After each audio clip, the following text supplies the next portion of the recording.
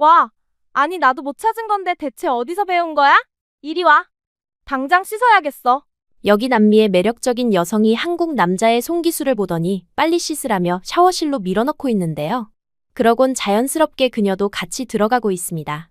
잠시 후 남자는 외마디 비명과 함께 얼굴이 달아오른 채 뛰어나오는데요. 대체 이건 무슨 상황일까요? 그리고 그녀는 한국 남자의 어떤 손기술에 그렇게 놀랬던 걸까요? 그녀에게 직접 들어보시죠. 구독과 좋아요는 감동 블라썸 영상 제작에 큰 힘이 됩니다. 안녕하세요. 제 이름은 루시아입니다. 콜롬비아 보고타 외곽의 작은 마을에서 태어나 자랐어요. 지금 생각해보면 정말 평범하면서도 행복한 어린 시절을 보냈습니다. 저희 집은 언제나 웃음소리로 가득했거든요. 아버지는 보고타에 있는 꽤 유명한 기업에서 엔지니어로 일하셨습니다. 매일 아침 일찍 나가셔서 저녁 늦게 돌아오시는 바쁜 분이셨지만 집에 계실 때는 항상 저와 어머니를 웃게 만드셨어요. 특히 아버지의 장난스러운 농담은 정말 재미있었습니다.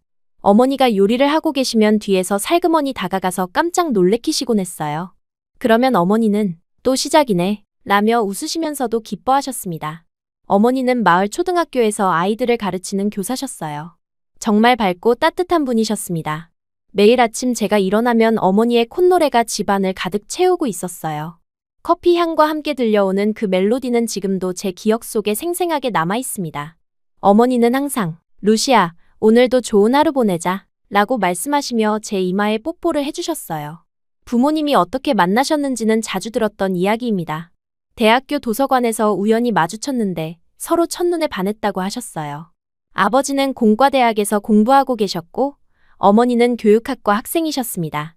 아버지가 먼저 말을 걸었는데 너무 긴장해서 책을 떨어뜨렸다고 해요. 그 모습이 너무 귀여워서 어머니가 웃으셨다고 합니다.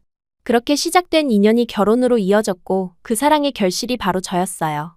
어린 시절 제 기억 속 저희 집은 정말 따뜻했습니다. 매일 저녁 식탁에 앉으면 아버지는 회사에서 있었던 재미있는 일들을 들려주셨어요. 어머니는 학교에서 만난 귀여운 아이들 이야기를 해주셨고요. 저는 그런 부모님의 이야기를 들으며 밥을 먹는 게 너무 좋았습니다. 때로는 아버지가 어머니 손을 잡고 춤을 추시기도 했어요. 그러면 저도 따라서 춤을 췄습니다. 주말이면 가족 나들이를 자주 갔어요. 보고타 시내로 나가서 공원을 산책하거나 가끔은 조금 멀리 있는 호수까지 가서 피크닉을 했습니다. 아버지는 제게 자전거 타는 법을 가르쳐 주셨고 어머니는 꽃 이름들을 알려주셨어요. 그런 평범한 일상들이 지금 생각해보면 얼마나 소중했는지 모릅니다. 학교에서 돌아오면 어머니가 항상 간식을 준비해두고 계셨어요. 따뜻한 우유와 함께 나오는 수제 쿠키의 맛은 정말 달콤했습니다. 어머니는 제가 숙제하는 동안 옆에 앉아서 채점을 하시거나 다음날 수업 준비를 하셨어요. 가끔 제가 모르는 문제가 있으면 친절하게 설명해 주셨습니다. 루시아는 정말 똑똑한 아이야 라고 칭찬해 주시는 어머니의 목소리가 아직도 귓가에 맴돕니다. 하지만 이런 행복한 시간들은 영원하지 않았어요. 제가 중학교에 입학하던 해봄, 모든 것이 바뀌었습니다. 그날은 정말 평범한 토요일이었어요. 부모님은 일주일에 한 번씩 하시던 장보기를 위해 함께 나가셨습니다. 저는 집에서 숙제를 하고 있었고 부모님이 돌아오시면 함께 저녁을 먹기로 했었어요. 그런데 저녁 시간이 되어도 부모님이 돌아오지 않으셨습니다. 처음에는 단순히 늦어지는 거라고 생각했어요.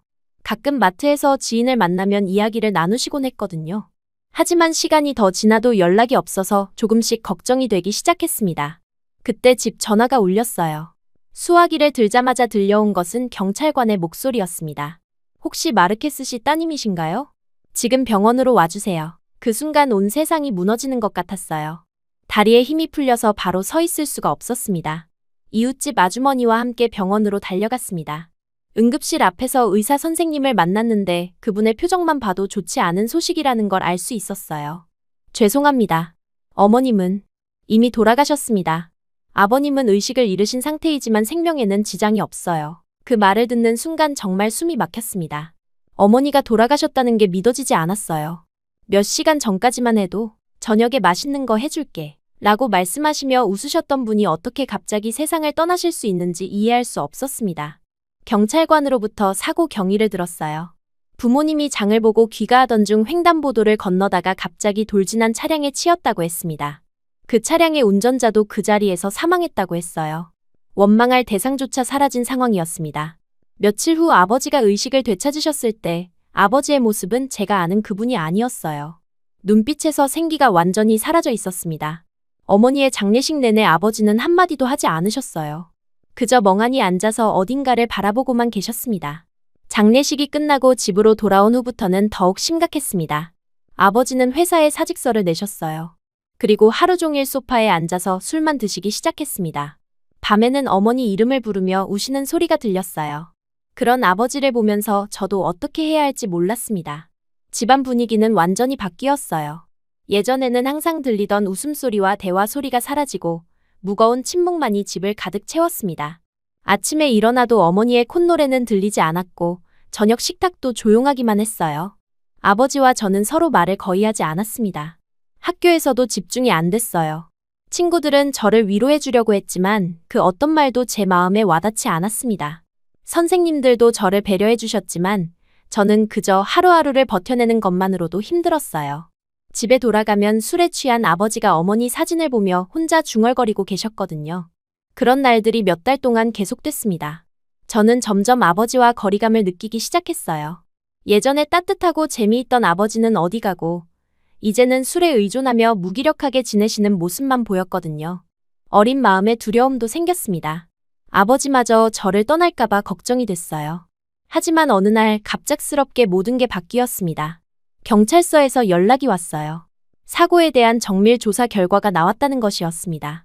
처음 조사에서는 단순한 교통사고로 처리됐지만 차량에 대한 정밀 검사를 해본 결과 놀라운 사실이 밝혀졌어요. 사고의 원인은 운전자의 과실이 아니라 차량의 브레이크 결함이었다는 것입니다. 브레이크 시스템에 제조상 결함이 있어서 급정거가 불가능했다고 했어요. 즉, 운전자도 어머니와 마찬가지로 피해자였던 것이죠. 이 소식을 들었을 때 저는 복잡한 감정이 들었습니다. 원망할 대상이 사라진 것 같으면서도 동시에 이런 일이 왜 일어났는지에 대한 분노가 생겼어요. 그런데 이 소식을 들은 아버지의 반응은 예상과 달랐습니다. 그날 이후 아버지는 갑자기 술을 끊으셨어요. 그리고 어디서 구해왔는지 낡은 공구함을 들고 나타나셨습니다. 밤마다 마당에서 이상한 일을 하시기 시작했어요. 처음에는 아버지가 뭘 하시는지 몰랐습니다. 그런데 며칠 지나고 보니 폐차장에서 가져온 오래된 자동차 부품들을 분해하고 조립하고 계시더라고요.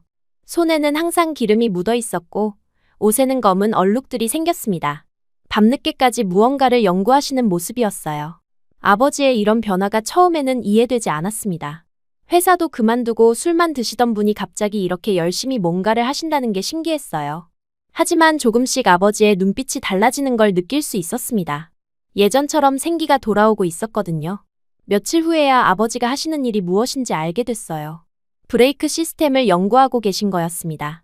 어머니를 잃게 한 그 결함을 직접 파헤치고 계셨던 것이죠. 아버지는 엔지니어 출신이시니까 기계에 대한 이해가 있으셨어요. 그 지식을 바탕으로 왜 브레이크가 고장났는지, 어떻게 하면 이런 일을 예방할 수 있는지를 연구하고 계셨습니다. 생활비는 정말 빠듯했어요. 아버지가 회사를 그만두시면서 수입이 없어졌거든요. 저축해둔 돈으로 겨우겨우 생활했습니다. 하지만 그런 어려운 상황에서도 아버지는 자동차 연구를 멈추지 않으셨어요. 오히려 더욱 열심히 하셨습니다. 처음에는 아버지의 행동을 이해하지 못했습니다. 왜 굳이 그런 힘든 일을 하시는지, 어머니가 돌아오는 것도 아닌데 왜 그러시는지 의문이었어요. 하지만 시간이 지나면서 조금씩 깨닫기 시작했습니다. 아버지는 단순히 복수를 위해서가 아니라 같은 일이 다시 일어나지 않도록 하기 위해서 그런 일을 하고 계신 거였어요. 어느 날 밤, 아버지가 작업하시는 모습을 몰래 지켜본 적이 있습니다. 브레이크 부품을 들여다보시면서 이런 일이 다시는 일어나면 안 된다 고 혼잣말을 하시더라고요. 그 순간 아버지의 마음을 조금이나마 이해할 수 있었습니다. 어머니를 잃은 슬픔을 복수나 원망이 아닌 다른 사람들을 위한 일로 승화시키고 계신 거였어요. 그 이후로 아버지를 보는 제 시선이 달라졌습니다. 예전처럼 무기력하게 술에 의존하시는 모습이 아니라 뭔가 의미 있는 일을 위해 노력하시는 모습이 보였거든요. 비록 생활은 어려웠지만 아버지의 눈빛에는 다시 살아있는 생기가 피어나고 있었습니다. 그때 저도 어렴풋이 느꼈어요. 아버지의 이런 결심이 단순히 아버지만의 일이 아니라 언젠가는 제 인생에도 큰 영향을 미칠 거라는 것을요. 그리고 정말로 몇 년 후 그 예감은 현실이 되었습니다. 하지만 그때는 아직 그런 미래를 상상할 수도 없었어요. 그저 조금씩 달라지고 있는 아버지를 지켜보면서 저희 가족에게도 다시 희망이 생기고 있다는 걸 느낄 뿐이었습니다. 아버지가 자동차 연구에 몰두하시면서 저희 생활은 조금씩 안정을 찾아가는 것 같았습니다. 하지만 고등학생이 된 저에게는 새로운 고민이 생겼어요. 사춘기라는 게 참 복잡한 것 같습니다. 예전 같으면 아버지와 함께 있는 시간이 좋았을 텐데, 이제는 왠지 어색하고 거리감이 느껴졌어요. 학교에서 돌아오면 아버지는 여전히 마당에서 자동차 부품들과 씨름하고 계셨습니다. 손에는 항상 기름때가 묻어 있었고, 작업복은 온갖 얼룩으로 더러워져 있었어요. 처음에는 아버지가 뭔가 의미 있는 일을 하신다고 생각했는데, 시간이 지나면서 조금씩 부끄러운 마음이 들기 시작했습니다. 특히 친구들이 집에 놀러 왔을 때가 제일 민망했어요. 깔끔하게 정장을 입고 출근하시는 다른 아버지들과 달리 저희 아버지는 항상 기름 냄새가 나는 작업복을 입고 계셨거든요. 친구들이 루시아 아버지는 뭐 하시는 분이야? 라고 물어보면 대답하기가 곤란했습니다. 예전에는 자랑스럽게 엔지니어셔 라고 말할 수 있었는데 이제는 뭐라고 설명해야 할지 모르겠더라고요. 그런 제 마음을 모르시는 건지 아버지는 여전히 자신의 연구에만 집중하셨어요. 저와의 대화도 점점 줄어들었습니다. 아침에 학교 갈 때 잘 다녀와 라고 인사하시는 것 외에는 거의 말씀을 나누지 않았어요. 저녁 식사 시간에도 서로 말없이 밥만 먹고 아버지는 곧바로 다시 작업을 하러 나가셨습니다. 이런 상황이 몇 개월 동안 계속되다가 어느 날 정말 충격적인 일이 일어났어요. 친한 친구 마리아가 저에게 조심스럽게 말하더라고요. 루시아, 혹시 너희 아버지 요즘 어디서 일하시는지 알아? 저는 무슨 뜻인지 몰라서 왜? 라고 물었습니다. 그때 마리아가 말한 것은 정말 예상치 못한 것이었어요. 어제 엄마랑 시장 갔다가 봤는데 너희 아버지가 동네 카센터에서 일하시더라. 그 순간 머리가 하얘졌습니다. 아버지가 집에서 자동차 연구만 하시는 줄 알았는데 실제로는 정비소에서 일하고 계셨던 거예요. 집에 돌아와서 확인해보니 정말이었습니다. 아버지는 며칠 전부터 마을 입구에 있는 작은 카센터에서 일을 시작하신 거였어요. 아마 생활비가 부족해서 그런 결정을 하신 것 같았습니다. 하지만 저에게는 그 사실을 말씀하지 않으셨어요. 한때 대기업에서 엔지니어로 일하셨던 아버지가 이제는 허름한 정비소에서 기름때 묻은 옷을 입고 일하신다는 사실이 받아들여지지 않았습니다. 특히 사춘기였던 저에게는 그런 아버지의 모습이 부끄러웠어요. 친구들에게 뭐라고 설명해야 할지, 어떻게 받아들여야 할지 정말 혼란스러웠습니다. 그날 이후로 저는 아버지와 더욱 거리를 두기 시작했어요. 아침에 인사도 대충 하고 저녁에도 빨리 방으로 들어가 버렸습니다. 아버지가 말을 걸어도 짧게 대답하고 끝냈어요. 마음 한편으로는 미안했지만 동시에 원망스러운 감정도 있었습니다. 학교에서도 집중이 안 됐어요. 수업 시간에도 자꾸 아버지 생각이 났습니다. 왜 저에게 말씀하지 않으셨을까? 정말 생활이 그렇게 어려웠을까? 하는 생각들이 머릿속을 맴돌았어요. 친구들과 있을 때도 혹시 누군가 아버지 이야기를 꺼낼까봐 조마조마했습니다. 어느 날은 정말 화가 나서 아버지에게 따졌어요. 왜 카센터에서 일한다고 말하지 않으셨어요? 그런데 아버지는 담담하게 대답하셨습니다. 내가 알 필요 없다고 생각했어. 그리고 부끄러운 일도 아니고. 그 말이 더욱 속상했어요. 제 감정은 전혀 고려하지 않으시는 것 같았거든요. 그 이후로는 아예 대화가 없어졌습니다. 저는 학교가 끝나면 도서관에서 시간을 보내다가 늦게 집에 들어갔어요. 아버지는 여전히 카센터에서 일하시고 집에 오셔서도 자동차 연구를 계속하셨습니다. 같은 집에 살면서도 마치 남처럼 지냈어요. 이런 상황이 1년 넘게 계속됐습니다. 고등학교 3학년이 되면서 대학 진학 문제를 고민해야 했는데 아버지와 상의할 수도 없는 상황이었어요. 성적은 나쁘지 않았지만 등록금 문제가 걱정됐습니다. 아버지의 수입만으로는 대학 등록금을 감당하기 어려울 것 같았거든요. 그러던 어느 날 저는 중대한 결심을 했습니다. 차라리 독립해서 스스로 살아보자는 생각이 들었어요. 아르바이트를 해서 돈을 벌고 야간 대학이라도 다니면 되지 않을까 싶었습니다. 아버지와 이렇게 어색하게 지내는 것보다는 차라리 혼자 사는 게 나을 것 같았어요. 대학 원서 접수를 앞둔 어느 저녁, 저는 용기를 내어 아버지에게 말씀드렸습니다. 아빠, 저 이제 혼자 살아보고 싶어요. 독립하고 싶습니다. 아버지는 잠시 놀라신 것 같았지만 곧 고개를 끄덕이셨어요. 그래, 내가 원한다면. 그런데 그날 밤 예상치 못한 일이 일어났습니다. 아버지가 방문을 두드리시더니 조용히 말씀하셨어요. 루시아, 나와서 이야기 좀 하자. 아버지 손에는 술 한 병이 들려 있었습니다. 몇 년 전 어머니가 돌아가신 후 술을 끊으셨는데 정말 오랜만에 보는 모습이었어요. 거실에 앉아서 아버지는 조용히 말씀하시기 시작했습니다. 그래, 잘 됐다. 나도 이제 말 좀 해보자. 아버지의 목소리에는 평소와 다른 무거움이 있었어요. 그리고 이어진 아버지의 이야기는 저에게 큰 충격이었습니다. 루시아야, 아빠가 그동안 너한테 소홀했던 것 같다. 아버지는 잔을 기울이시며 천천히 말씀하셨어요. 사고 이후에 정말 많이 힘들었어. 내 엄마를 잃고 삶의 의미를 찾지 못하겠더라. 그 말을 들으니 가슴이 먹먹해졌습니다. 처음에는 정말 누군가를 저주하고 원망했어. 왜 하필 우리 가족에게 이런 일이 일어났는지 이해할 수 없었거든. 아버지의 눈가가 촉촉해지는 게 보였어요. 매일 밤 술을 마시면서 세상을 원망했지. 그 운전자를, 그 차를 만든 회사를, 심지어 하늘까지도 저주했어. 하지만 브레이크 결함이라는 조사 결과를 알게 된 후 아버지의 마음이 바뀌었다고 하셨습니다. 그 운전자도 피해자였다는 걸 알고 나니까 원망할 대상이 사라지더라. 그때 깨달았어. 이런 일이 다시는 일어나지 않게 만드는 게 내 엄마에게 해줄 수 있는 마지막 선물 같다고. 그래서 자동차 연구를 시작하신 거였습니다. 처음에는 집에서 혼자 공부하셨지만 실제 경험이 필요하다고 느끼셔서 카센터에서 일을 시작하신 거였어요. 부끄러운 일이 아니야, 루시아. 이 일을 통해서 정말 많은 걸 배우고 있어. 어떻게 하면 안전한 차를 만들 수 있는지, 어떤 문제들이 있는지, 아버지의 진심을 듣고 나니 제가 얼마나 이기적이었는지 깨달았습니다. 아버지는 자신의 체면이나 세상의 시선 따위는 신경 쓰지 않고 오직 어머니를 위해 그리고 다른 사람들을 위해 의미 있는 일을 하고 계셨던 거예요. 저는 그런 아버지를 부끄러워했던 자신이 너무 부끄러웠습니다. 미안해, 아빠. 그 순간 눈물이 쏟아졌어요. 몇 년 동안 쌓였던 오해와 원망 그리고 미안함이 한꺼번에 터져나왔습니다. 제가 정말 철없었어요. 아빠가 이런 마음으로 일하고 계시는 줄 몰랐어요. 아버지도 눈물을 흘리셨습니다. 아빠도 미안하다. 내 마음을 헤아리지 못했어. 이렇게 큰 아이가 된 내가 어떤 생각을 하는지 궁금하지 않았던 건 아닌데 용기가 없었나 봐. 그날 밤 저희는 정말 오랜만에 진솔한 대화를 나눴습니다. 어머니가 돌아가신 후 처음으로 서로의 마음을 털어놓았어요. 아버지는 그동안 얼마나 외로우셨는지, 저는 얼마나 혼란스러웠는지를 이야기했습니다. 그리고 그 대화가 끝날 무렵 저는 갑자기 결심이 섰습니다. 아빠, 저도 자동차를 공부하고 싶어요. 아버지는 깜짝 놀라셨어요. 정말이냐? 네, 정말입니다. 아빠가 하시는 일을 도와드리고 싶어요. 사실 그 전까지는 자동차에 대해 별로 관심이 없었습니다. 하지만 아버지의 이야기를 들으니 정말 의미 있는 일이라는 생각이 들었어요. 어머니를 잃게 한 그 사고가 다시는 일어나지 않도록 하는 일, 그보다 더 가치 있는 일이 어디 있을까요? 그 이후로 저는 자동차공학과 진학을 목표로 공부하기 시작했습니다. 아버지는 제 결정을 정말 기뻐하셨어요. 그리고 저에게 기초적인 자동차 지식들을 가르쳐주기 시작하셨습니다. 주말이면 함께 카센터에 가서 실제 작업도 지켜봤어요. 처음에는 정말 어려웠습니다.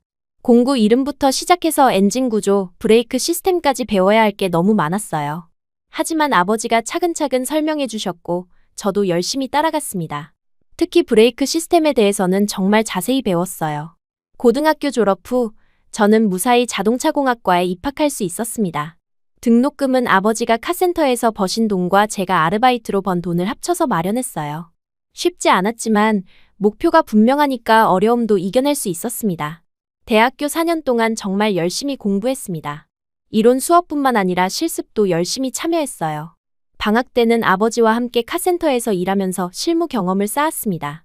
대학 교수님들도 제가 실무 경험이 많다고 칭찬해 주셨어요. 졸업을 앞두고 아버지와 상의해서 저희만의 카센터를 열기로 했습니다. 그동안 일하던 곳에서 독립해서 작은 가게를 차린 거예요. 마르케스 카센터라는 간판을 달고 아버지와 저 두 사람이서 운영을 시작했습니다. 처음에는 손님이 많지 않았어요. 마을 사람들도 저희를 믿고 차를 맡기기까지는 시간이 필요했습니다. 하지만 아버지의 실력과 경험 그리고 제가 대학에서 배운 최신 지식을 합치니까 정말 좋은 서비스를 제공할 수 있었어요. 특히 복잡한 고장이나 원인을 찾기 어려운 문제들을 잘 해결했습니다. 아버지는 오랜 경험으로 문제를 빠르게 파악하셨고 저는 이론적 지식으로 정확한 해결책을 제시했어요. 점점 입소문이 나면서 손님들이 늘어났습니다. 마을 사람들은 저를 차를 고치는 효녀라고 불렀어요. 여자가 자동차 정비 일을 한다는 게 흔한 일이 아니었거든요. 하지만 저는 그런 시선들이 전혀 신경 쓰이지 않았습니다. 아버지와 함께 의미 있는 일을 하고 있다는 자부심이 컸어요. 몇 년 동안 정말 행복한 시간을 보냈습니다. 아버지와 저는 일에서도 생활에서도 좋은 파트너가 되었어요. 어머니를 잃은 아픔은 여전했지만 그 아픔을 의미 있는 일로 승화시키고 있다는 느낌이 들었습니다. 하지만 세월의 무게는 정말 냉정했어요. 아버지가 점점 나이가 드시면서 체력적으로 힘들어하시기 시작했습니다. 오랜 기간 몸을 혹사하신 탓에 건강에도 문제가 생기기 시작했어요. 특히 허리와 무릎이 많이 아프셨습니다. 병원에 가보니 의사 선생님이 무리하지 말라고 하셨어요. 하지만 아버지는 쉽게 일을 그만두려 하지 않으셨습니다. 아직 할 일이 많이 남았어 라고 말씀하시며 계속 일하려고 하셨어요. 저는 그런 아버지가 걱정됐지만 강제로 말릴 수도 없었습니다. 결국 몇 개월 후 아버지는 몸이 많이 안 좋아지셔서 카센터 일을 줄이시게 됐어요. 대부분의 작업을 제가 혼자 해야 했습니다. 처음에는 부담스러웠지만 그동안 아버지에게 배운 것들이 많은 도움이 됐어요. 혼자서 카센터를 운영하는 것은 정말 쉽지 않았습니다. 체력적으로도 힘들었고 모든 책임을 혼자 져야 한다는 부담감도 컸어요. 하지만 아버지가 시작하신 일을 계속 이어가고 싶었습니다. 그리고 마을 사람들이 저를 믿고 차를 맡겨주시는 것도 보람이었어요. 그렇게 몇 달을 혼자 버텨오던 어느 날이었습니다. 평소와 다름없이 일을 하고 있는데 정말 이상한 차 한 대가 들어왔어요. 고객이 시동이 안 걸린다고 가져온 차였는데 아무리 봐도 원인을 찾을 수가 없었습니다. 먼저 배터리부터 확인해 봤습니다. 전압도 정상이고 연결 상태도 깨끗했어요. 그 다음에는 연료 펌프를 점검했는데 이것도 문제 없었습니다. 점화 플러그도 새 것처럼 깨끗했고 퓨즈들도 모두 정상이었어요. 정말 답답했습니다. 오전 내내 그 차와 씨름했지만 원인을 찾을 수 없었어요. 점심도 제대로 먹지 못하고 계속 차 밑에 들어가서 이것저것 확인해봤습니다. 손에는 기름때가 묻고 옷도 더러워졌는데 진전이 없었어요. 이런 일은 정말 처음이었습니다. 오후가 되어서도 마찬가지였어요. 전기계통을 다시 한번 점검하고 연료 라인도 분해해서 살펴봤습니다. 심지어 ECU까지 확인해봤는데도 이상이 없었어요. 정말 미칠 것 같았습니다. 아버지가 계셨다면 금방 해결하셨을 텐데 저 혼자서는 도무지 답을 찾을 수 없었어요. 해가 지기 시작할 무렵 저는 완전히 지쳐 있었습니다. 구리스통 옆에 털썩 주저앉아서 한숨을 쉬고 있었어요. 고객한테 뭐라고 설명해야 할지 내일 다시 해봐야겠다고 말씀드려야 하나 고민하고 있었습니다. 그런 제 모습이 초라하게 느껴졌어요. 바로 그때였습니다. 카센터 문이 열리더니 낯선 남자가 들어왔어요. 키가 크고 말끔한 셔츠를 입은 외국인이었습니다. 얼굴을 보니 동양인인 것 같았는데 일본 사람인가 싶었어요. 하지만 어눌한 스페인어로 말을 걸어왔습니다. 그 남자는 길을 묻고 있었어요. 시내로 가는 방향을 물어보는 거였습니다. 평소라면 친절하게 설명해드렸을 텐데 그날은 정말 기분이 안 좋았거든요. 짜증이 섞인 말투로 대충 방향만 가르쳐줬습니다. 빨리 가라는 식으로 손짓도 했어요. 그런데 그 순간 정말 어이없는 일이 일어났습니다. 제가 몸을 돌리는데 발이 미끄러진 거예요. 바닥에 기름이 묻어 있었거든요. 균형을 잃으면서 옆에 있던 구리스통을 발로 차버렸습니다. 통이 넘어지면서 안에 들어있던 찐득한 기름이 사방으로 튀었어요. 최악인 것은 그 기름이 고스란히 남자에게 쏟아진 거였습니다.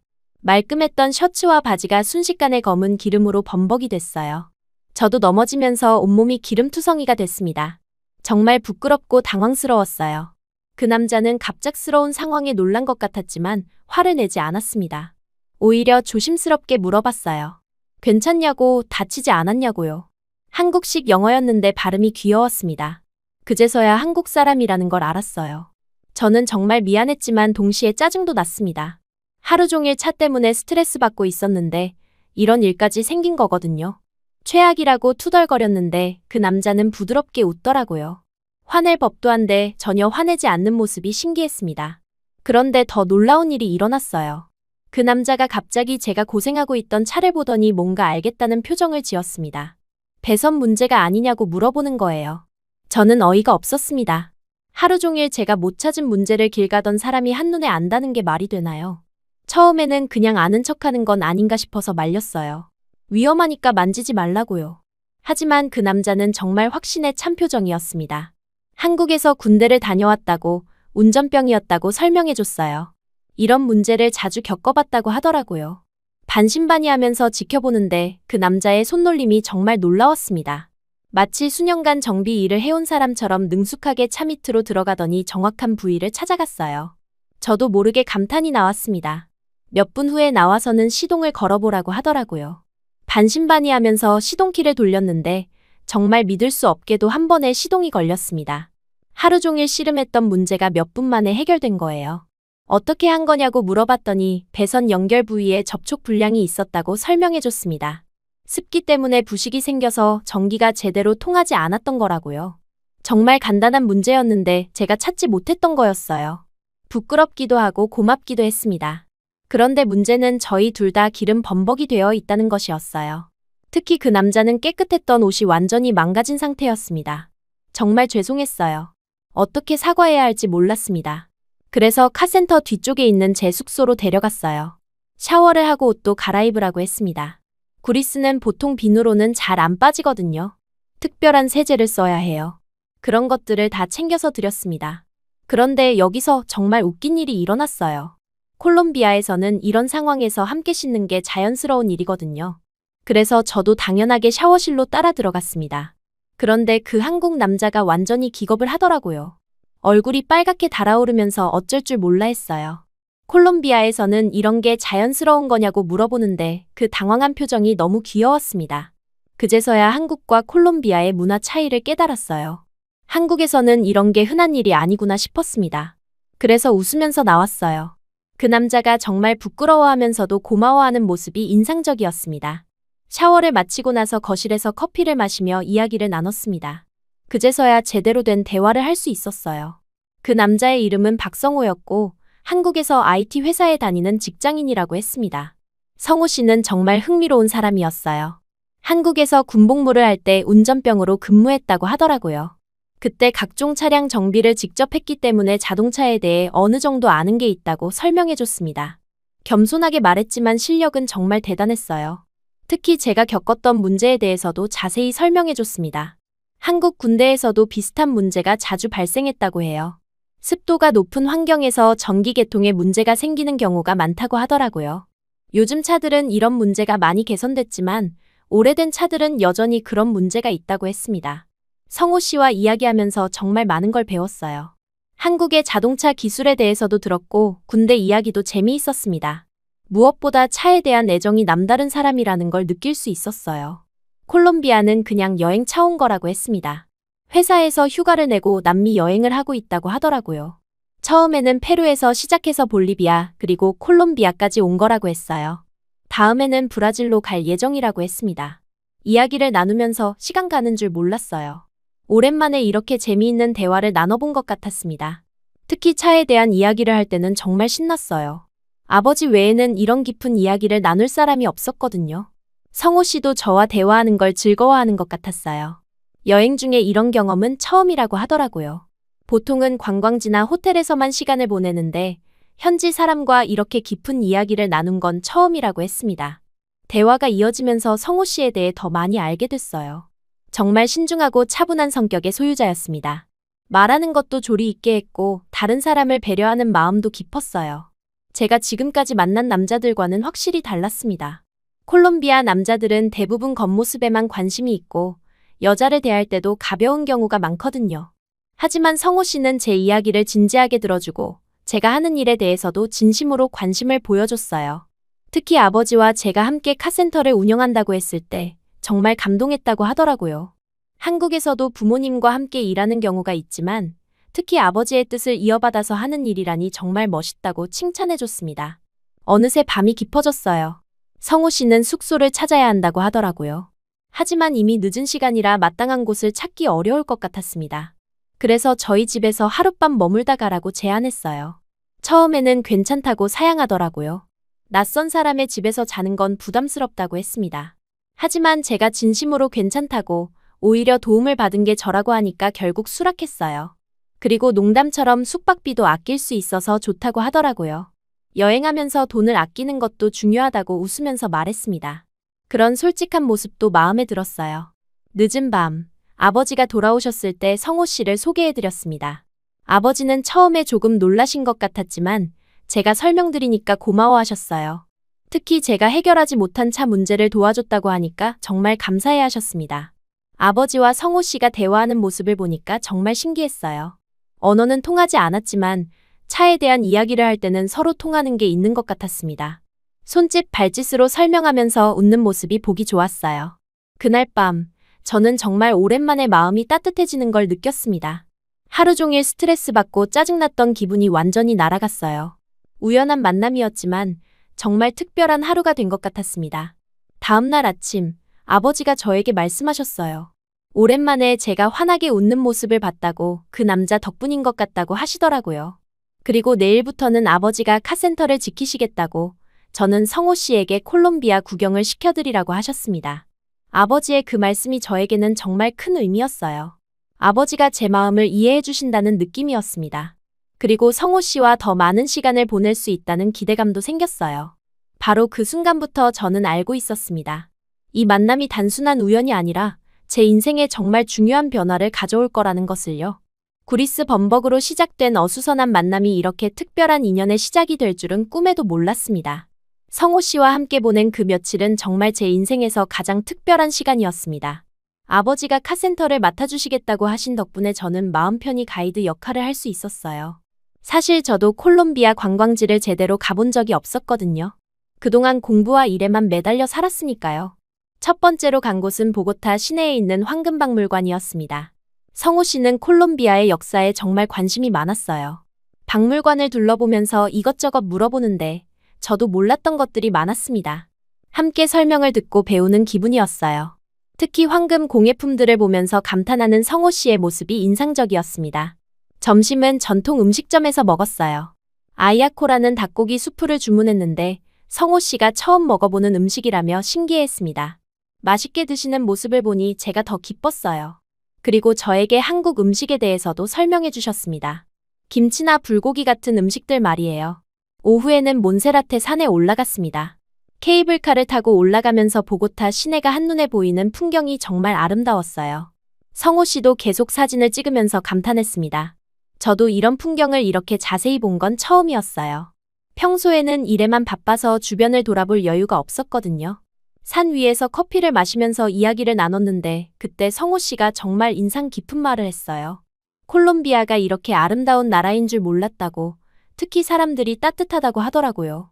그 말을 들으니 제가 살고 있는 나라가 새롭게 보였습니다. 둘째 날에는 조금 멀리 나가서 커피 농장을 방문했어요.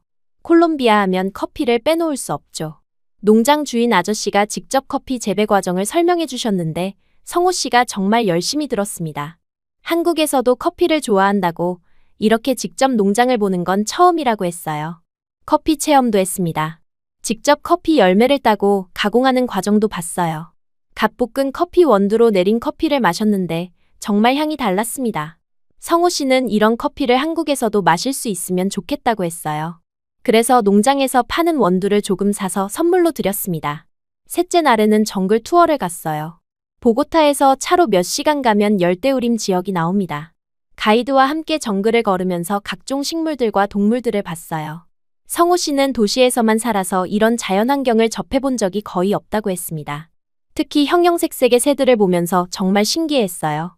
앵무새나 큰부리새 같은 것들 말이에요. 저도 이런 걸 이렇게 가까이서 본 건 처음이었습니다. 두 사람 다 마치 어린아이처럼 좋아했어요. 그 순간들이 정말 행복했습니다. 정글에서 하룻밤을 묵었는데 밤에 들리는 자연의 소리들이 신기했어요. 벌레 소리, 개구리 소리, 새 소리가 어우러져서 만드는 자연의 오케스트라 같았습니다. 성호 씨와 함께 별을 보면서 이야기를 나눴는데 그때가 가장 가까워진 것 같았어요. 넷째 날에는 다시 보고타로 돌아와서 구시가지를 구경했습니다. 라칸델라리아 지역의 알록달록한 건물들과 거리 예술가들의 공연을 봤어요. 성호 씨는 거리 음악가들의 연주를 들으면서 정말 감동받는 것 같았습니다. 살사 음악에 맞춰 춤추는 사람들을 보면서 신기했어요.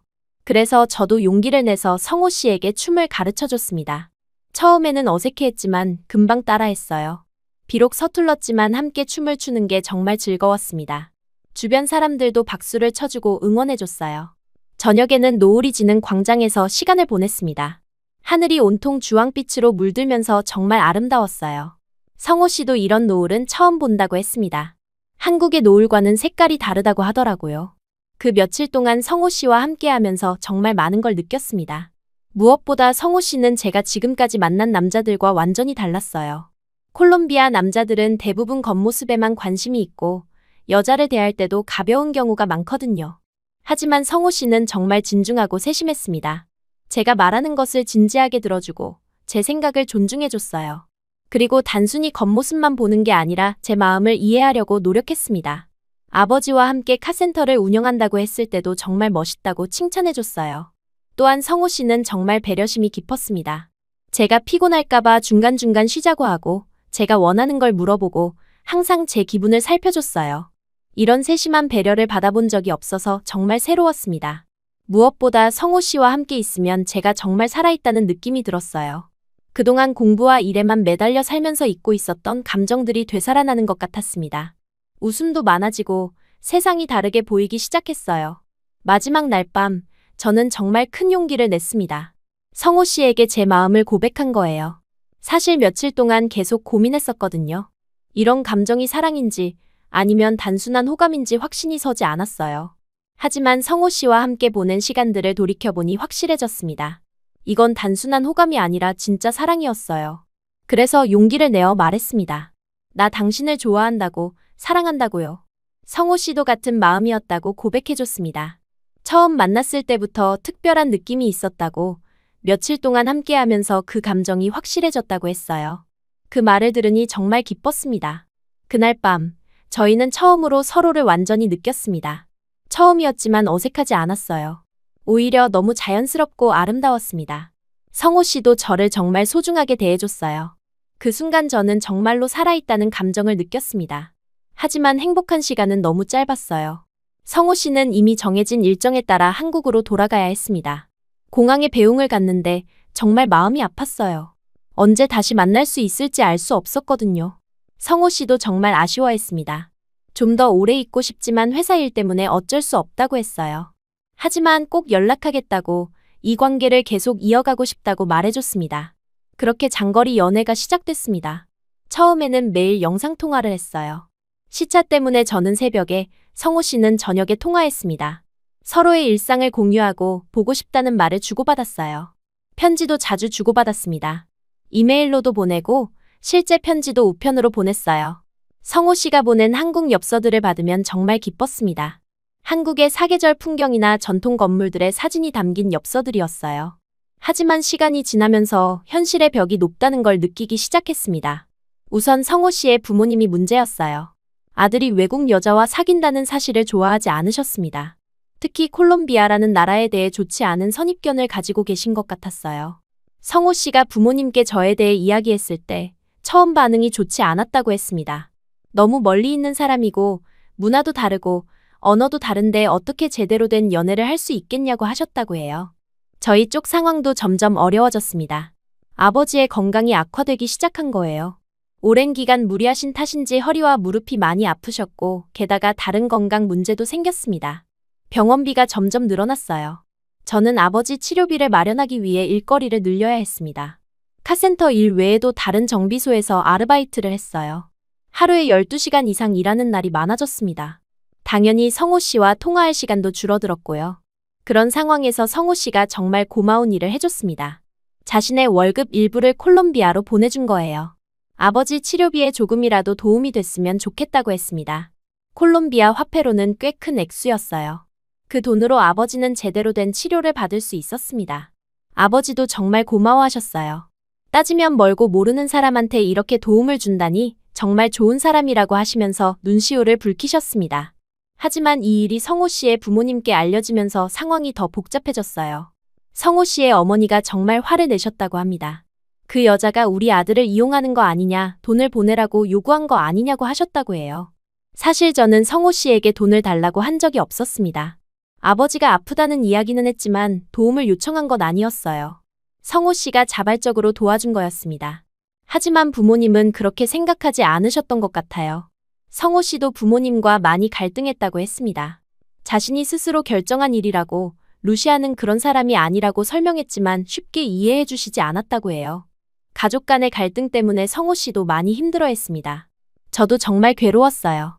성호 씨에게 부담을 주고 싶지 않았는데 결과적으로 가족 갈등을 일으키게 된 것 같아서 죄책감이 들었습니다. 차라리 헤어지는 게 낫지 않을까 하는 생각도 들었어요. 그런 마음을 성호 씨에게 털어놨더니 절대 그런 생각하지 말라고 했습니다. 이런 어려움은 충분히 극복할 수 있다고, 포기하지 말자고 다독여줬어요. 하지만 현실은 그리 만만하지 않았습니다. 시간이 지나면서 연락 횟수도 줄어들기 시작했어요. 저는 일에 바빠서, 성호 씨는 가족 갈등과 회사 일 때문에 여유가 없었습니다. 영상통화도 일주일에 한두 번 정도로 줄어들었어요. 그러던 어느 날, 성호 씨로부터 예상치 못한 연락이 왔습니다. 비행기 티켓을 보냈으니 한국으로 와달라는 거였어요.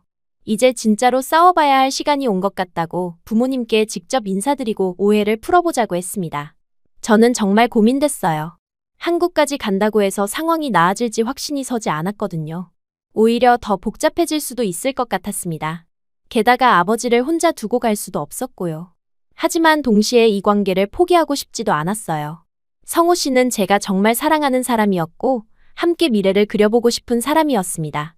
성호 씨로부터 비행기 티켓을 받고 난 후 며칠 동안 정말 많은 고민을 했습니다. 한국으로 가는 것이 과연 옳은 선택일까요? 아버지의 건강도 완전히 회복되지 않으셨는데 혼자 두고 갈 수는 없었어요. 게다가 카센터 운영도 제가 책임져야 하는 상황이었습니다. 하지만 동시에 성호 씨와의 관계를 포기할 수도 없었어요. 그분은 제가 정말 사랑하는 사람이었고 함께 미래를 만들어가고 싶은 사람이었습니다. 이런 기회를 놓치면 다시는 올 수 없을 것 같았어요. 며칠 밤을 뜬 눈으로 새우면서 고민했습니다. 성호 씨에게는 조금 더 시간이 필요하다고 말씀드렸어요. 너무 급작스러운 결정을 내릴 수는 없었거든요. 성호 씨도 이해해 주시면서 충분히 생각해 보라고 하셨습니다. 그런데 아버지가 제 고민을 다 알고 계시는 것 같았어요. 평소보다 더 자주 제 얼굴을 들여다보시고 밤늦게까지 일하는 제 모습을 걱정스럽게 바라보셨습니다. 하지만 직접적으로 물어보지는 않으셨어요. 일주일 정도 지났을 때 저는 더 이상 미룰 수 없다는 생각이 들었습니다. 아버지께 솔직하게 말씀드리고 상의를 받아야겠다고 결심했어요. 그날 저녁 카센터 일을 마치고 집으로 들어가서 아버지 앞에 앉았습니다. 떨리는 목소리로 말씀드렸어요. 성호 씨가 한국으로 와달라고 했다는 것, 하지만 아버지를 혼자 두고 갈 수 없다는 것을 솔직하게 털어놨습니다. 아버지는 조용히 제 이야기를 들어주셨어요. 그리고 잠시 침묵이 흘렀습니다. 아버지는 커피 잔을 천천히 내려놓으시고 저를 바라보셨어요. 그 눈빛에는 깊은 이해와 사랑이 담겨 있었습니다. 아버지가 하신 말씀은 정말 예상치 못한 것이었어요. 아빠는 엄마 그림자만 차만 봤는데 이제는 내가 인생을 봐야 할 때라고 하셨습니다. 마음이 이끄는 대로 가라고 하시더라고요. 그 한마디가 제 심장을 깊이 찔렀습니다. 중학교 때 어머니를 잃고 시간이 멈춰버린 것 같았던 그 순간이 다시 움직이기 시작하는 느낌이었어요. 아버지가 저에게 새로운 인생을 살아가라고 허락해 주시는 것 같았습니다. 눈물이 쏟아지기 시작했어요. 그동안 얼마나 많은 걱정과 부담을 안고 살았는지 그때 깨달았습니다. 아버지는 계속 말씀하셨어요. 그간 못난 아비 때문에 고생 많았다고, 이제는 아빠 걱정 말고 제 행복을 쫓으라고 하셨습니다. 아버지의 손을 잡았는데 정말 거칠고 뜨거웠어요. 수십 년간 일하시면서 생긴 굳은 살과 상처들이 그대로 느껴졌습니다. 그 손에는 아버지의 평생이 담겨 있었고 저에 대한 무한한 사랑이 전해졌어요. 아버지는 또 말씀하셨습니다. 어머니가 돌아가신 후 정말 많이 방황했지만 저 때문에 다시 살아갈 힘을 얻었다고 하시더라고요. 이제는 제가 제 길을 찾아 나서야 할 때라고, 그것이 어머니가 원하시는 일이기도 하다고 하셨습니다. 그날 밤 저는 정말 많이 울었어요. 기쁨과 슬픔, 감사와 걱정이 한꺼번에 몰려왔습니다. 아버지의 허락을 받았지만 동시에 정말 혼자 두고 가도 될까 하는 걱정도 컸거든요. 하지만 아버지는 제 걱정을 알아차리시고 안심시켜 주셨어요. 건강도 많이 좋아지셨고 카센터도 혼자서 충분히 운영할 수 있다고 하셨습니다. 무엇보다 제가 행복해지는 게 가장 중요하다고 강조하셨어요. 그 다음날 바로 성호 씨에게 연락했습니다.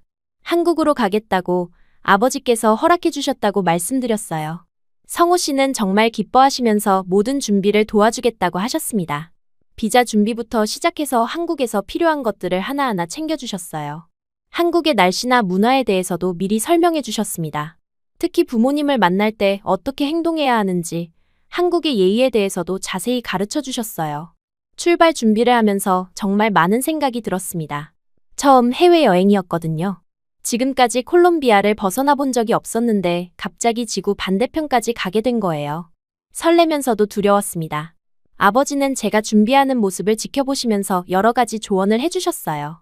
한국은 예의를 중시하는 나라니까 항상 정중하게 행동하라고, 성호 씨 부모님께 좋은 인상을 드리라고 하셨습니다. 출발 전날 밤, 아버지와 마지막 대화를 나눴어요. 아버지는 제게 어머니의 반지를 주시면서 이걸 끼고 가라고 하셨습니다. 어머니가 항상 함께 있을 거라고, 그러니까 용기를 내라고 말씀해 주셨어요. 공항에 갈 때 아버지가 직접 배웅을 나와주셨습니다. 평소에는 감정 표현을 잘 안 하시는 분인데 그날은 정말 많이 우시더라고요. 저도 아버지와 헤어지는 게 너무 아쉬웠습니다. 하지만 아버지는 끝까지 저를 격려해 주셨어요. 걱정하지 말고 가라고, 잘 될 거라고 믿는다고 하셨습니다. 그리고 성호 씨는 좋은 사람이니까 믿고 따라가라고 하시더라고요. 드디어 비행기에 올랐습니다. 13시간이라는 긴 비행 시간이었어요. 창밖으로 콜롬비아가 점점 멀어지는 걸 보면서 정말 복잡한 기분이었습니다. 고향을 떠나는 아쉬움과 새로운 시작에 대한 기대감이 교차했어요. 비행기 안에서 한국에 대해 공부했습니다. 성호 씨가 준비해준 한국 문화책도 읽고 간단한 한국어도 연습해봤어요. 안녕하세요, 감사합니다, 죄송합니다 같은 기본적인 인사말들을 외웠습니다. 창밖으로 흘러내린 눈물이 고향의 햇빛처럼 반짝였어요. 어머니 생각도 많이 났습니다. 어머니가 살아계셨다면 이 상황을 어떻게 생각하셨을까요? 아마 제 행복을 응원해 주셨을 것 같아요. 한국에 도착했을 때는 정말 신기했습니다. 인천공항이 너무 크고 현대적이어서 놀랐어요. 그리고 모든 사람들이 동양인이라는 것도 새로웠습니다.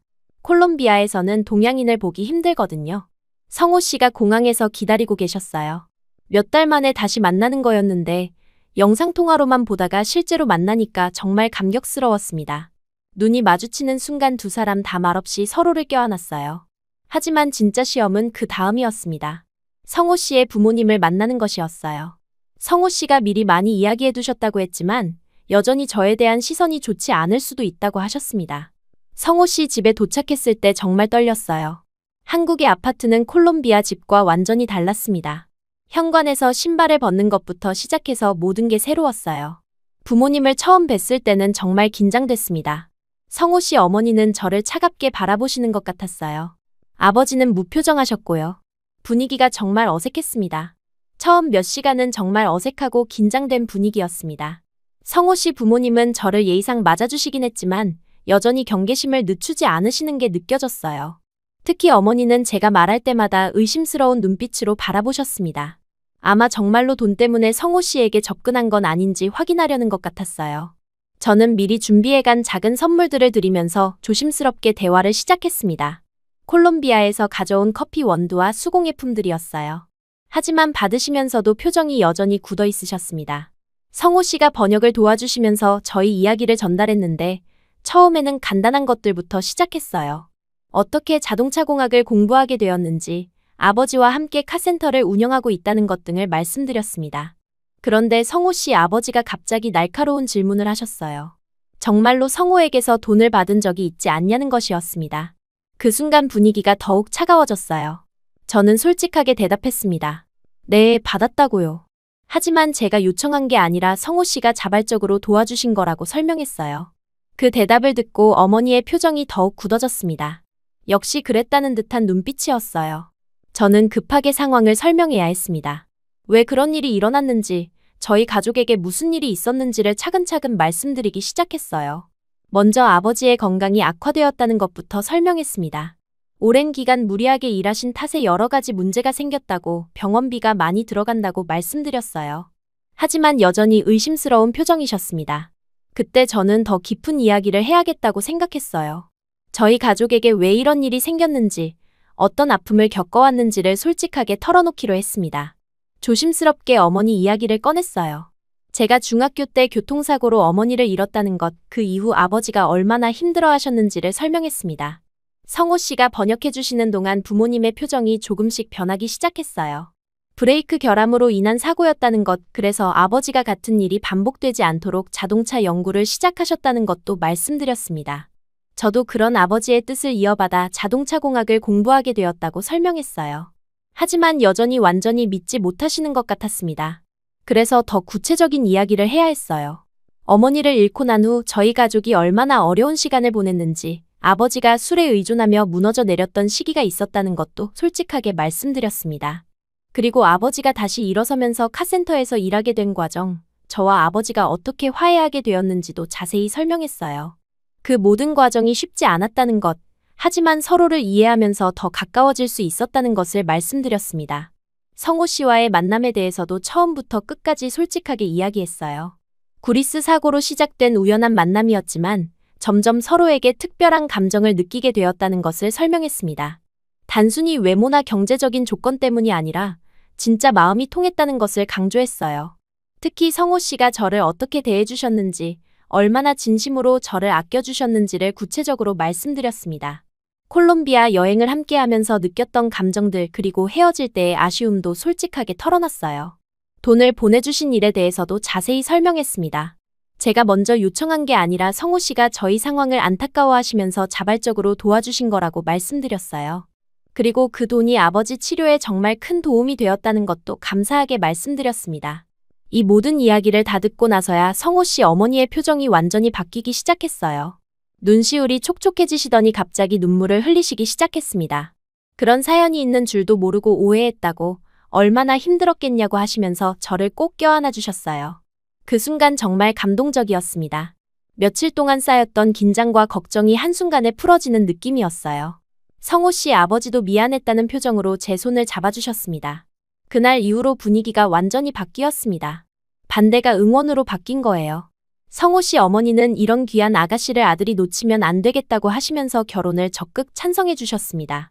아버지도 마찬가지였어요. 처음에는 무뚝뚝하셨는데 시간이 지나면서 저를 따뜻하게 대해주셨습니다. 특히 제가 자동차 일을 한다는 걸 알고 나서는 더욱 친근하게 대해주셨어요. 결혼 이야기가 본격적으로 나오기 시작했습니다.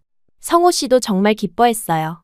부모님의 반대가 가장 큰 걱정이었는데 오히려 적극적으로 도와주시니까 모든 게 순조롭게 풀렸습니다. 하지만 한 가지 걱정이 있었어요. 콜롬비아에 계신 아버지였습니다. 결혼식에 참석하실 수 있을까 걱정됐거든요. 건강도 완전히 회복되지 않으셨는데 먼 길을 오실 수 있을지 확신이 서지 않았어요. 성호 씨 부모님께서 정말 좋은 제안을 해주셨습니다. 아버지를 한국으로 모셔오겠다고, 치료도 한국에서 받으시면 어떻겠냐고 하시더라고요. 한국의 의료 기술이 좋으니까 더 나은 치료를 받으실 수 있다고 하셨습니다. 아버지께 연락드려서 상황을 설명했어요. 처음에는 부담스러워 하셨지만 제 결혼식에 꼭 참석하고 싶다고 하시면서 결국 오시기로 하셨습니다. 성호 씨 부모님이 모든 준비를 도와주셨어요.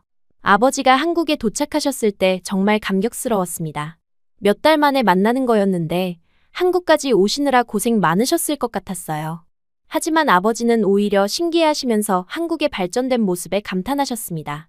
성호 씨 부모님과 저희 아버지가 처음 만나실 때는 정말 긴장됐어요. 언어도 통하지 않고 문화도 다른데 잘 지내실 수 있을까 걱정됐거든요.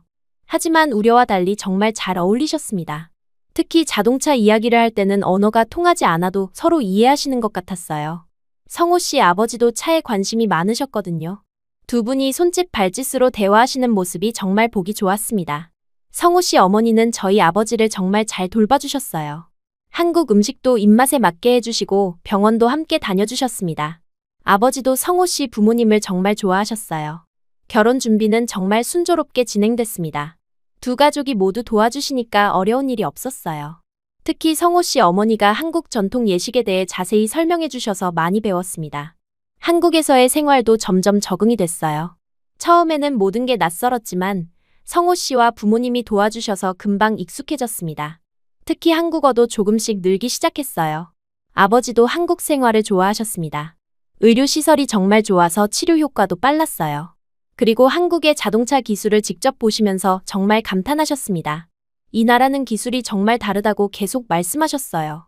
그리고 정말 중요한 제안이 나왔습니다. 성호 씨 어머니가 아예 한국에서 함께 살자고 하신 거예요.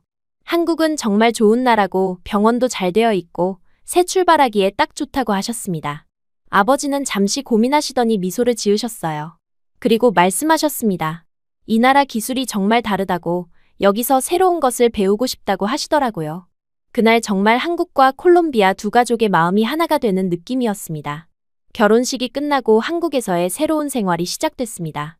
처음에는 모든 게 낯설고 어려웠지만 성호 씨와 양가 부모님의 도움으로 점차 적응해 갔어요. 특히 한국어 공부에 많은 시간을 투자했습니다. 일상생활에서 필요한 기본적인 대화는 할 수 있게 됐지만 복잡한 이야기는 아직 어려웠어요. 성호 씨와 저는 신혼생활을 시작하면서 미래에 대한 구체적인 계획을 세우기 시작했습니다.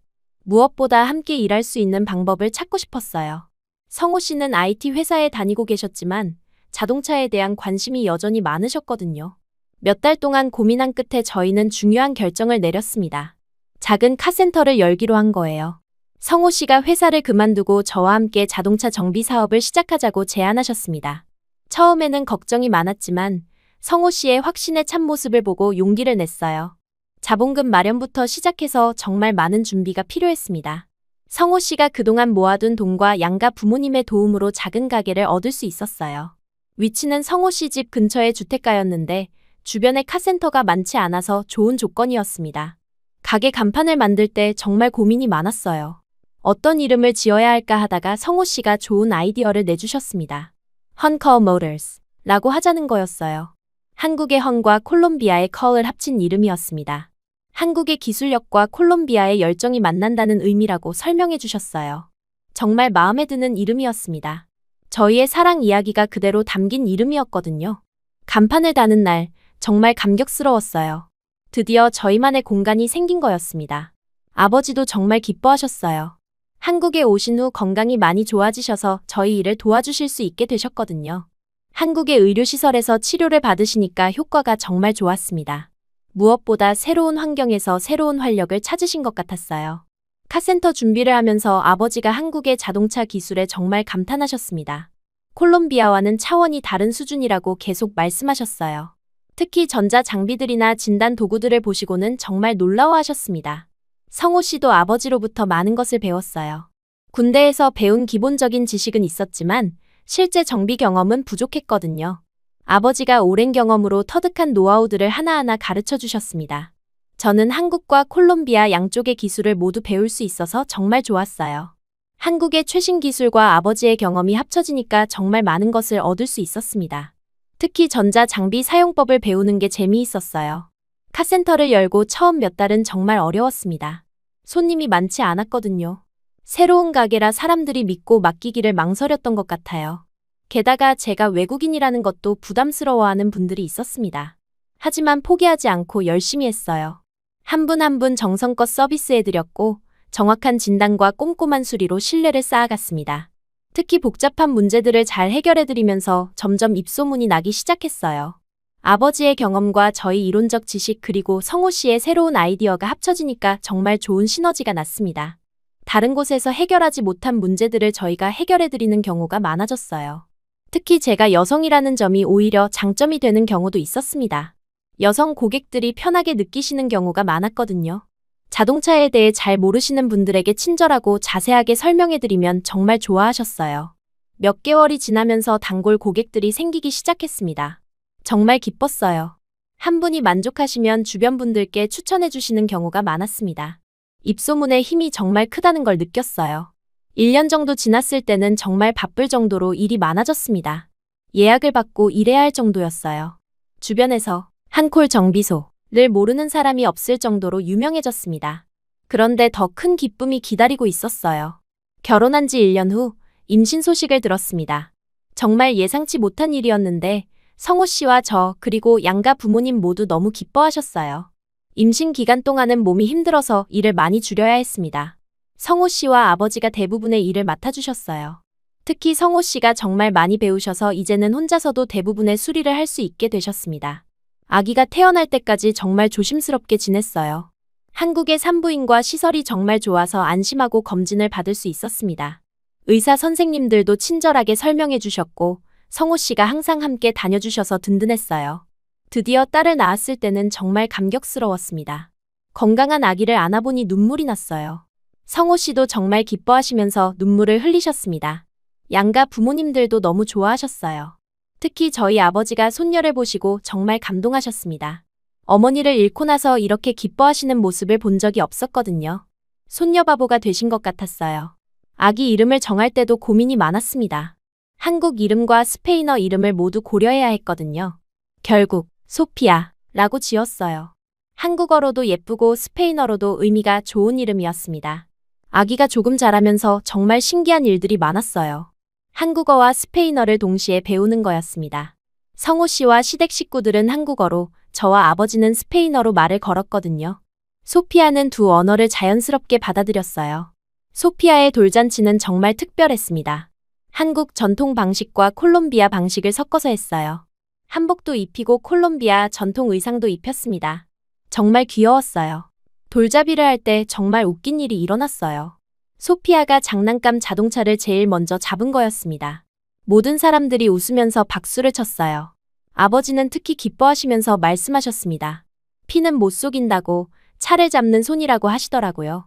그 순간 정말 많은 생각이 들었어요. 어머니를 잃게 한 자동차 사고로 시작된 저희 가족의 이야기가 결국 이렇게 아름다운 결말로 이어진 거라는 생각이 들었습니다. 눈가가 촉촉해졌어요. 마음속으로 어머니께 말씀드렸습니다. 이제야 알겠다고, 사랑은 나라가 아니라 마음이 만드는 거라는 걸요. 어머니가 살아계셨다면 지금의 저희 모습을 보시고 정말 기뻐하셨을 것 같았어요. 소피아가 자라면서 카센터에도 자주 데려갔어요. 아직 어리지만 자동차에 정말 관심이 많았습니다. 공구를 만지고 싶어 하고 엔진 소리를 들으면 좋아했어요. 정말 아버지 말씀대로 타고난 것 같았습니다. 한국 생활도 이제 완전히 익숙해졌어요. 한국어도 많이 늘었고 한국 문화도 이해하게 됐습니다. 무엇보다 한국 사람들의 따뜻함을 많이 느꼈어요. 처음에는 외국인이라서 어려움이 있었지만 시간이 지나면서 정말 많은 분들이 도와주셨습니다. 동네 사람들도 이제는 저를 완전히 이웃으로 받아들여 주셨어요. 특히 카센터를 통해 많은 분들과 인연을 맺었습니다. 어려운 일이 있으면 서로 도와주고 기쁜 일이 있으면 함께 축하해주는 진짜 이웃이 됐어요. 성호 씨와의 관계도 더욱 깊어졌습니다. 결혼 전에는 사랑하는 연인이었다면 이제는 정말 든든한 동반자가 된 느낌이에요. 함께 일하고 함께 아이를 키우면서 더욱 끈끈해졌습니다. 특히 카센터 일을 하면서 성호 씨의 새로운 면을 많이 발견했어요. 정말 꼼꼼하고 책임감이 강한 분이셨습니다. 고객들도 성호 씨를 정말 신뢰했어요.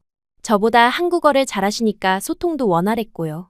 아버지도 한국 생활에 완전히 적응하셨습니다. 건강도 많이 좋아지셨고 새로운 기술들을 배우시는 재미로 사시는 것 같았어요. 특히 한국의 젊은 정비사들과 교류하시면서 서로 배우고 가르치는 걸 좋아하셨습니다. 가끔 콜롬비아가 그리울 때도 있었지만 이제는 한국이 완전히 제 고향이 된 느낌이에요. 특히 소피아가 한국에서 태어나고 자라니까 더욱 그런 느낌이 들었습니다. 한콜 정비소도 점점 규모가 커졌어요. 직원을 한 명 더 고용하게 됐고 장비도 더 좋은 걸로 교체했습니다. 정말 꿈만 같았어요. 몇 년 전만 해도 콜롬비아에서 혼자 카센터를 운영하며 고생했는데 이제는 한국에서 가족과 함께 성공적으로 사업을 하고 있다니요. 어느 날 성호 씨가 말했어요. 저희의 이야기가 정말 특별하다고, 이런 인연을 만들어준 그 구리스통에 감사해야 한다고 하시더라고요. 그 말을 듣고 정말 웃었습니다. 정말 그 사고가 없었다면 저희는 만나지 못했을 거예요. 돌이켜보니 제 인생은 정말 자동차와 때려야 뗄 수 없는 관계였습니다. 어머니를 잃게 한 자동차 사고, 아버지와 함께 시작한 카센터, 성호 씨와의 만남, 그리고 지금의 한콜 정비소까지요. 한때는 브레이크가 고장난 차처럼 멈춰있던 제 인생이 이제는 멈출 줄 모르는 사랑으로 달리고 있었습니다. 한국의 따뜻한 봄날, 한콜 정비소 앞에서 가족이 함께 웃고 있어요. 아버지는 손녀와 놀아주시고, 성호 씨는 차를 정비하고, 저는 고객 응대를 하고 있습니다. 차 엔진 소리가 들려오는데 그 소리는 더 이상 사고의 굉음이 아닌 새로운 삶의 심장 소리였어요. 자동차 사고로 시작된 비극이 결국 한국의 손기술과 진심으로 완성된 사랑의 기적이 되었습니다. 아버지의 눈에는 자랑스러움이, 제 마음에는 감사가, 그리고 성호 씨의 품에는 평생의 약속이 담겨 있었어요. 이제 저는 확신할 수 있습니다. 진정한 사랑은 국경을 넘고 언어를 넘어 마음과 마음을 이어주는 것이라는 걸요.